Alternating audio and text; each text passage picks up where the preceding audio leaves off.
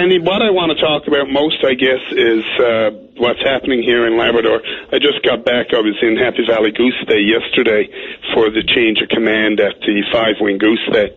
And we hear in the news, of course, and what's going on with Happy Valley Goose Day. Is 5-wing alive? Is it dead? What's happening? And I guarantee you yesterday when you heard the Lieutenant Colonel Ward, the new commander, coming in there talking about Happy Valley Goose Day and how excited he is to see what's happening there. It's alive and well. The base is doing well there, and you could see, and just by talking to the people, the attitudes of the people that work around the base, things are doing well there. And in Happy Valley Goose Day, I've taken the opportunity 3 times now since mid-July. I've driven from Labrador West to Happy Valley Goose Day on the Trans-Labrador Highway, and the Muskrat Falls piece, people are looking forward to it. You can feel the excitement.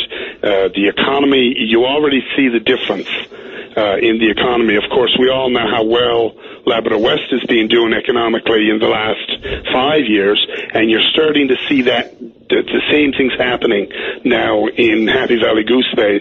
Matter of fact, a few business people said to me yesterday, they said, Minister, we're starting to see the flags on the trucks here in Labrador East now, in Lake Melville. Mm-hmm. So you're starting to see that things are happening. Of course, the signing of the term papers there earlier this week, we heard some speculation. Well, is this happening without consultation?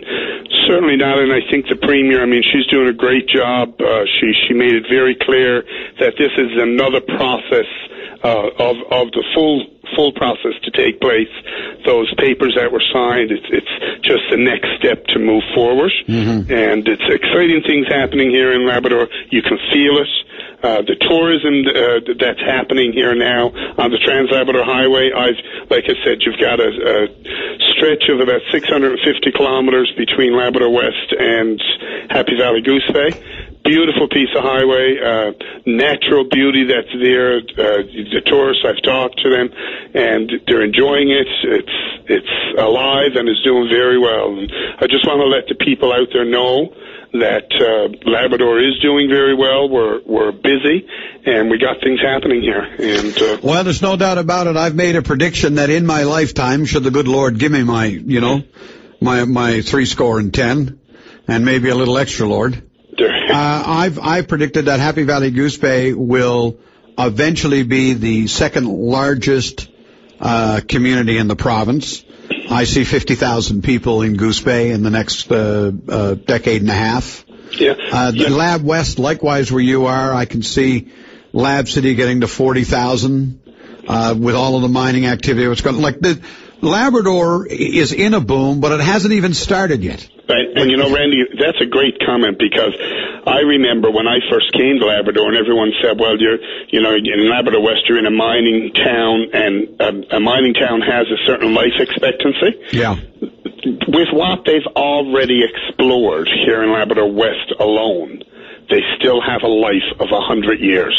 Yeah. In the mining industry. Yeah. So it's got nowhere to go but up, and that's the economic attitude that you're feeling of the people. That's where it's at right now. So if we could get the province of Quebec to do Highway 138 up to the Quebec North Shore into Labrador, we could get that done. Then we could get our tunnel, and we would totally revitalize Eastern. It would change the makeup, not just of Newfoundland and Labrador, but it would impact the entire country.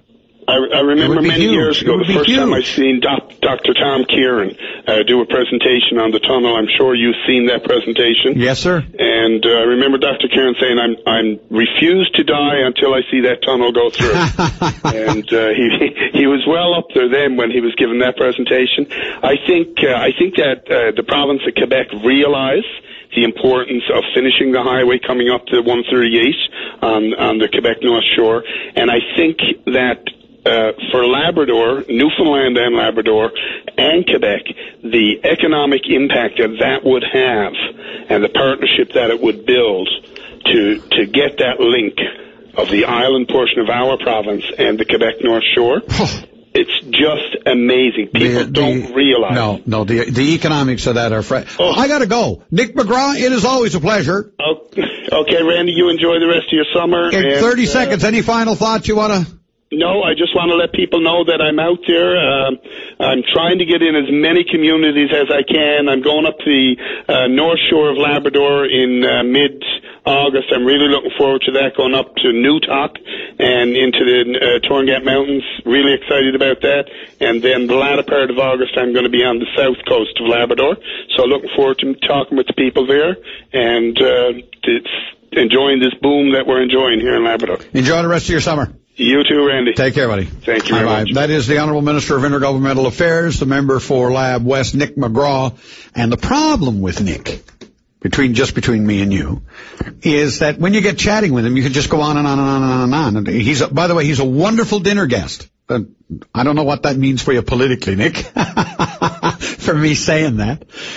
He's a wonderful guy to sit down and have dinner with. Myself and Neville Greeley, the mayor of Corner Brook. We were out and had dinner with Nick. Gotta be 2 summers ago now, I suppose, Neville, if you're listening, 2 summers ago. He is a charmer at dinner, the guy who just bends your ear all night, you know. He can keep the conversation going. He's a good fellow.